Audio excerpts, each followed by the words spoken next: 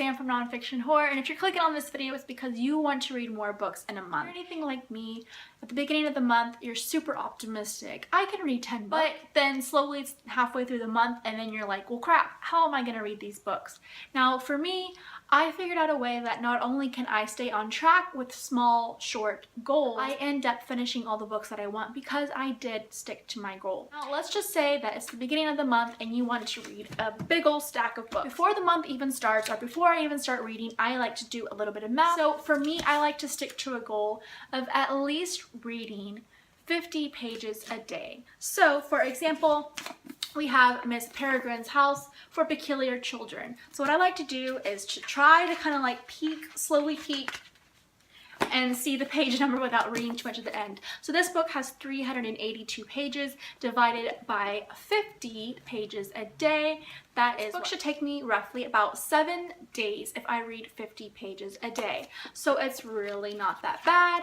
And so what I like to go ahead and do is I will then at that point go in and mark off with a little sticky note, a bookmark, whatever you have lying around. Just know that you're going to need multiple of them. So I'll just go ahead and take a little post-it note and mark where my 50-day mark will be. I would proceed to put a little sticky note there and continue the whole way of the book. So that way I can see where my little tracker is. That way I can see, okay, when I'm reading, I'm only a few pages away from my bookmark. That means I'm almost there. You can do it. Not only is it kind of motivational to see how many pages away you are from your little bookmark, knowing you're almost done, you kind of feel like it's a small, short goal you can meet. And if you don't happen to meet it that day, you can always, of course, read up to, so you would need to read 100 pages the next day. So of course, that's where it can kind of get to be a little bit tricky, where maybe it's halfway through the month and you haven't read anything and now you have to read like 900 pages a day to catch up.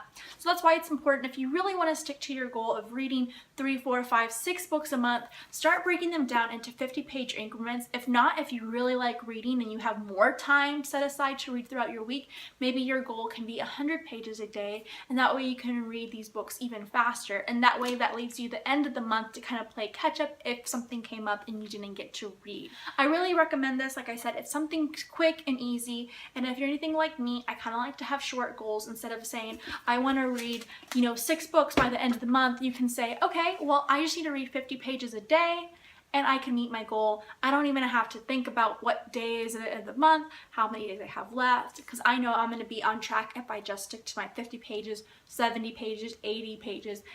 If you want to break it down into chapters, you totally can. 10 chapters a week, 15 chapters a week, however that works out for you. So I hope you guys learned something, or maybe you'll stick to it at the beginning of May, which is coming up any day now. That will give you time to look at your books, your TBR pile, and go ahead and start kind of marking them down. It's actually kind of fun too.